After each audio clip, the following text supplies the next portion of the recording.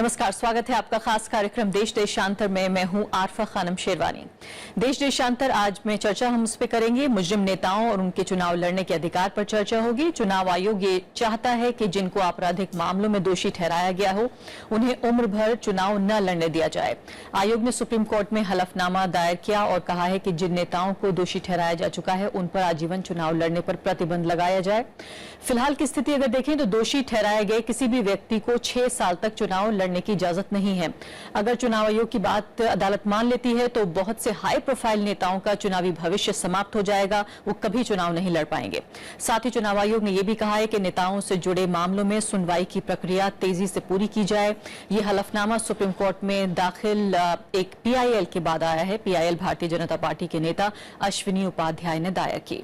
हम ये जानने की कोशिश करेंगे कि कितना कारगर साबित हो सकता है अगर अदालत ये बात मानती है चुनाव आयोग की, जो क्रिमिनल्स हैं, जो मुजरिम हैं, उनको राजनीति से दूर रखने के लिए, या वाकई ये हो सकता है कि विपक्ष के नेता क्या इसका फायदा भी उठा सकते हैं, यानी कि गलत तरीके से लोगों को फंसाया जा सकता है।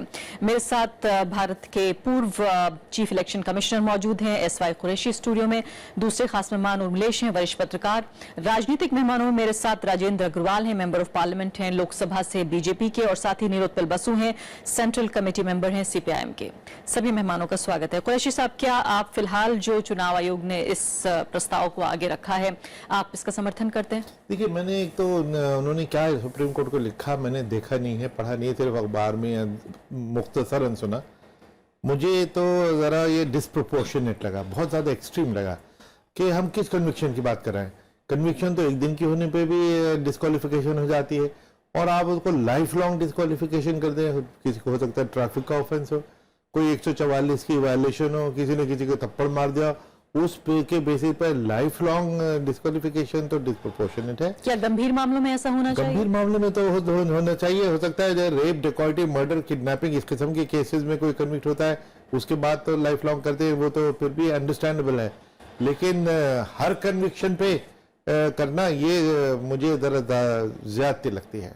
फिलहाल जो प्रोविजन है 6 साल का, आपको लगता है वो काफी है? क्योंकि जिस तरह हम देख रहे हैं लगातार इस लोकसभा में भी देखें तो कितनी बड़ी तादाद में जो है मुजरिम छवि वाले नेता वो एंटर हुए हैं पॉलिटिक्स में। तो क्या आपको लगता है कि अगर ये 6 साल वाला बैन काफी होता तो इस बार लोकसभा में क्यों इतने लोग आते हैं? बिल्कुल, क्योंकि 6 साल वाला बैन भी आज तक 2-3 लोगों पर ही लगा है।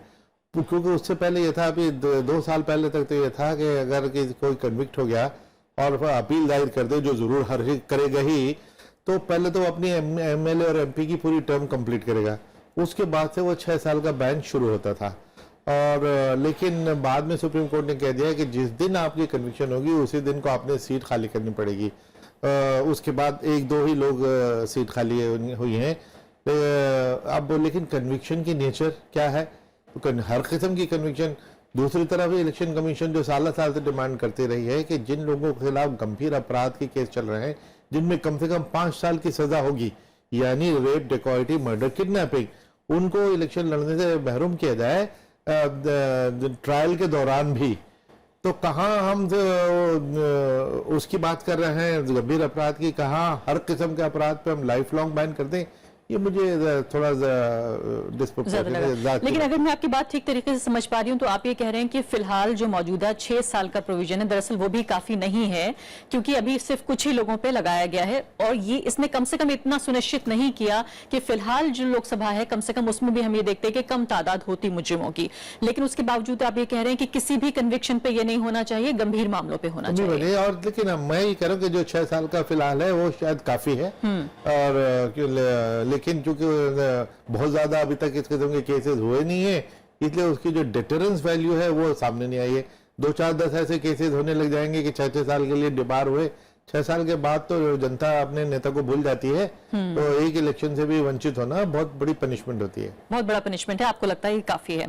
इससे पहले कि मैं राजनीतिक मेहमानों की तरफ जाऊं, उर्मिलेश जी से उनकी राय ले लेते हैं। काफी चुनावों को देखते रहे हैं और नजदीक से जो है खासकर बिहार और उत्तर प्रदेश की राजनीति में किस तरह से मुजरिम आगे बढ़कर राजनीति का दामन थापते हैं, और कई बार ये कहा जाता है कि पूरी तरीके से अपराधीकरण भी हो चुका है राजनीति का। उर्मिलेश जी, क्या आपको लगता है कि वाकई जिस स्केल पर यह हो रहा है, जितनी बड़ी तादाद में अपराधी जो है राजनीति में दाखिल हो रहे हैं, अपराधीकरण हो गया है राजनीति का, क्या आपको नहीं लगता कि वाकई जितना कठोर ये बात कही जा रही है इलेक्शन कमीशन के जरिए ये जायज होगी?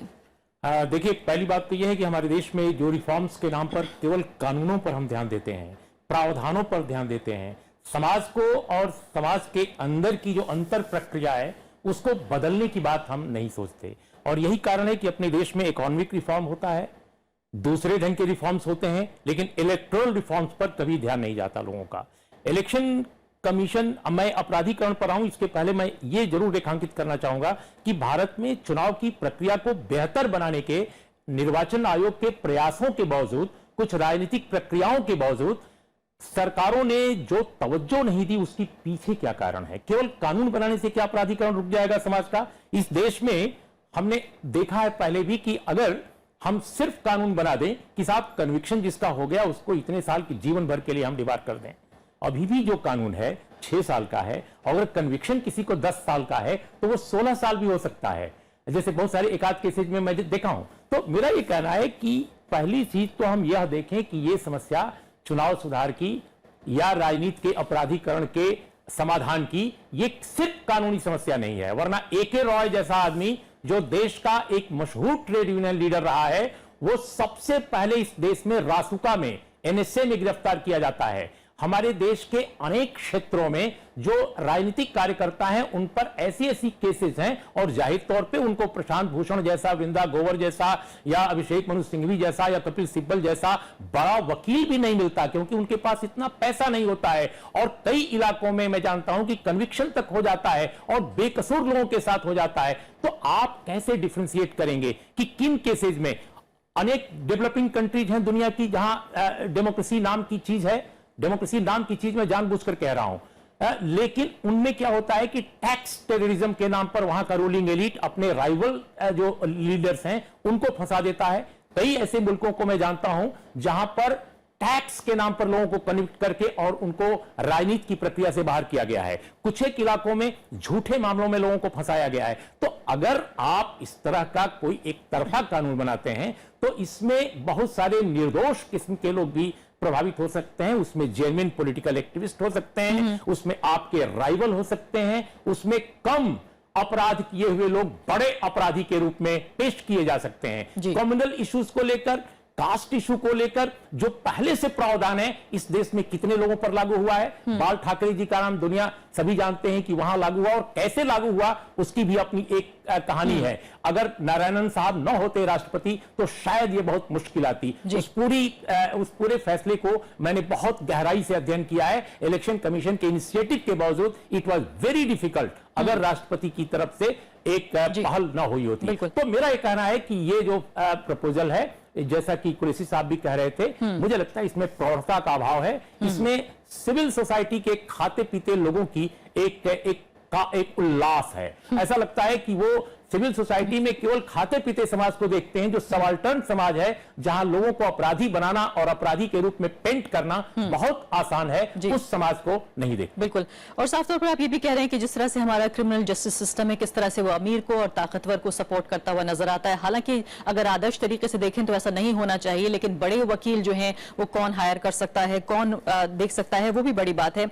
नीलोत्पल बसु जी, आप बताइए, आप किस तरह से आप इसे देखते हैं? खासकर ये भी कहा जाता है कि अब आज की जो पॉलिटिक्स है, आज की राजनीति, दरअसल वो शरीफ लोगों की राजनीति बची ही नहीं है। या तो आपको पैसा बहुत होना चाहिए, मसल पावर होना चाहिए, या जुर्म की दुनिया का इस तरह का हथकंडा अपनाया जाए जिससे जो है राजनीति को हथियाया जाए कहीं ना कहीं। तो क्या आपको लगता है कि ऐसे दौर में वाकई इस तरह के कानून की जरूरत नहीं है, या आपको भी ये लगता है जो उर्मिलेश जी कह रहे हैं कि ये भी दरअसल वो लोग जो कि कहीं ना कहीं कमजोर पृष्ठभूमि से आते हैं उनके लिए नुकसानदेह होगा? देखिए, पहली बात तो चुनावी सुधार ये एक राजनीतिक विषय है और कोर्ट रूम इसको समाधान करने का मंच है, ऐसा हम मानते नहीं है। नहीं है। यानी आप ये कह रहे हैं कि राजनीति में जो जुर्म है वो दरअसल अदालतों के रास्ते खत्म नहीं होगा? नहीं होगा। मैं ये बोल रहा हूं, चुनाव सुधार का जो सवाल है ये राजनीतिक रूप से हमें समाधान करना पड़ेगा। हम ये मानते हैं, इसको स्वीकार करते हैं कि चुनाव सुधार में जो कुछ सकारात्मक सुधार हुआ है वो चुनाव आयोग ने कदम उठाया, उन्होंने पहल की। पॉलिटिकल पार्टीज आपस में बातचीत करके जैसे आदर्श आचार संहिता, उसमें सकारात्मक कुछ चीजें हुई है, और वो जो पार्टियों को दोषाया जा रहा है वो पार्टियों ने स्वयं मतलब आपस में बातचीत करके उसके साथ सहमत हुआ। एक दूसरी समस्या इस बात में ये है कि उर्मिलेश जी जो बात रखा है, ये तो कितना आता है, 12 साल 13 साल 14 साल आतंकवाद के जुर्म में आप लोगों को जेल में बंद करके रखते हैं, फिर 15 साल बाद वो लोग बेकसूर निकल के आता है। नहीं, लेकिन हलफनामे में ये भी कहा गया है कि दरअसल जो प्रक्रिया है खासकर नेताओं के मामले में उसको तेज किया जाए, उसके लिए अलग से जो है इंतजाम किया जाए। मैं बोल रहा हूँ ना, कोई देखिए, जब हमारे समाज के अंदर बलात्कार के घटनाएं ज्यादा होने लगता है तो हाउस में भी होता है, मतलब उर्मिलेश जी भी देखे कि उसको तो फांसी की सजा होनी चाहिए। लेकिन अगर आप रिकॉर्ड देखें प्रोसिक्यूशन का जो सफलता का, वो 2% भी नहीं है। तो प्रोसिक्यूशन का जो इफेक्टिवनेस है वो ना बढ़ा के आप अगर साजा का मात्रा बढ़ा दिया, उससे थोड़ी कुछ होने वाला है। तो इसीलिए सबसे बड़ा चीज जो है, आप अगर जो पैसे के चलते सब होता है कि जो क्राइम भी होता है, पैसे उसमें एक बहुत बड़ा नहीं तो क्या नोटबंदी से आपको लगता है जिस तरह का दावा था कि खासकर जो पैसे का इस्तेमाल है राजनीति में, ये लेके ज्यादा राजनीतिक विवाद में जाना नहीं चाहता, लेकिन चुनाव आयोग ने जो आंकड़े रिलीज किया है हर प्रदेश में पिछले चुनाव में, लास्ट असेंबली इलेक्शन में जो पैसा वो पकड़े थे उससे 3 गुना पैसा उन्होंने इस चुनाव में जब्त किया। एक नंबर। दूसरा नंबर है, और आप जानते ही होंगे कि जो पैसा आता है उससे कई गुना ऐसा एक्चुअली सर्कुलेशन में रहता है। तो इसीलिए ये आंकड़े अपने आप में काफी है उन दावा को भंडाफोड़ करने के लिए जो बोल रहे थे कि सब खत्म हो जाएगा ये नोटबंदी से।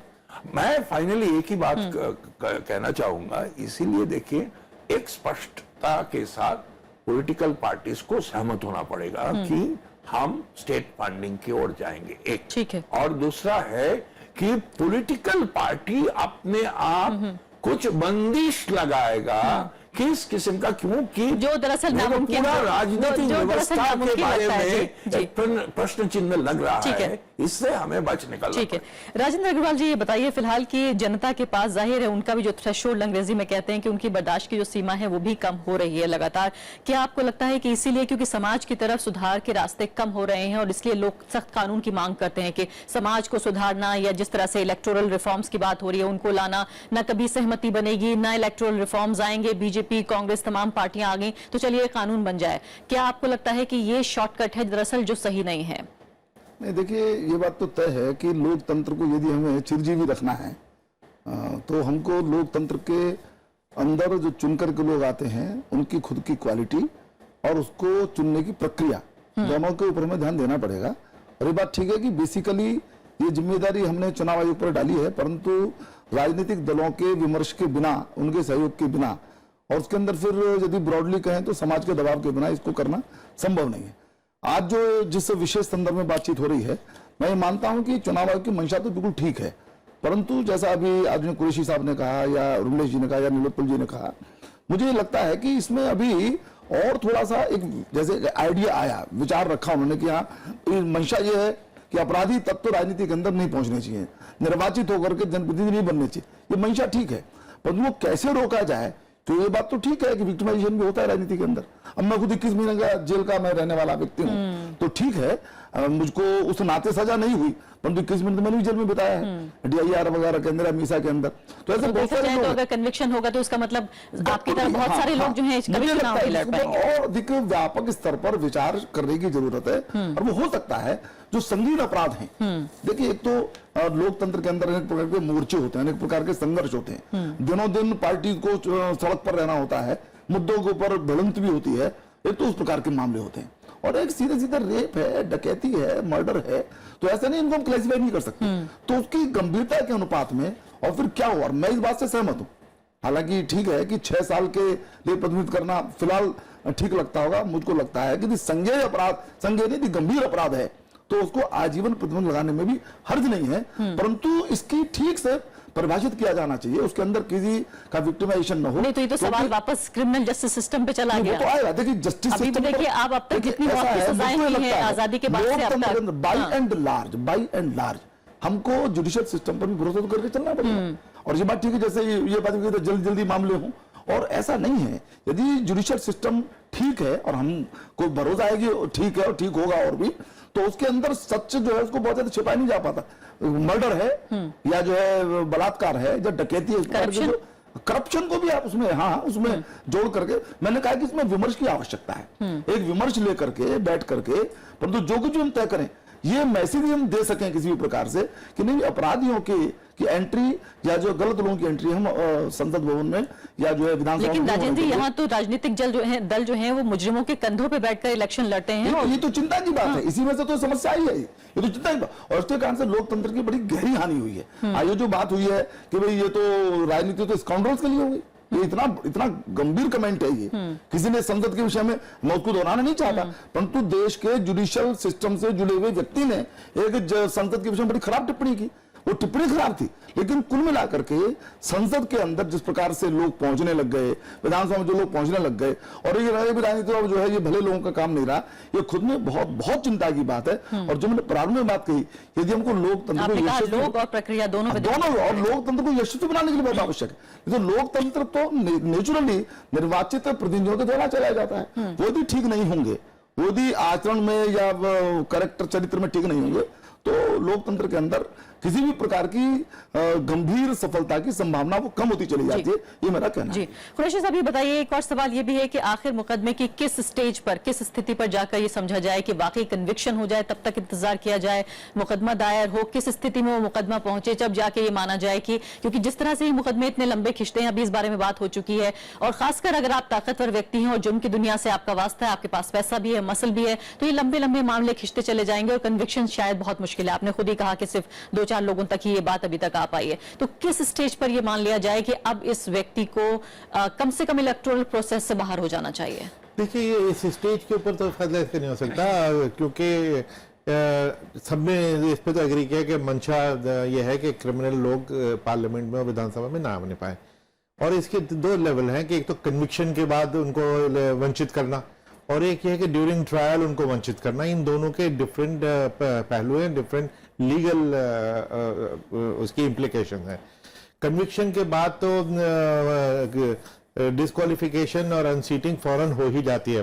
पहले तो होता था कि आप अपील कर दीजिए, तो जब तक अपील चलेगी तो वो आप अपना पूरा विधानसभा और पार्लियामेंट में बैठे रहिए। अब लिली थॉमस जजमेंट के बाद सुप्रीम कोर्ट ने कह दिया कि जिस दिन आपकी कन्विक्शन होगी उसी दिन आप सीट खाली कीजिए और वहां से कन्विक्शन शुरू होगी। उमलेश जी ने एक पॉइंट ठीक कहा था, जो हम लोगों ने अभी डिबेट में ज्यादा नहीं कहा, कि अगर सपोज उसको 8 साल की सजा हो गई तो 8 साल तो पहले वो इलेक्शन नहीं लड़ पाएगा, उसके बाद वो 6 साल की डिस्क्वालिफिकेशन शुरू होगी, तो 14 साल तो वैसे ही रह गए।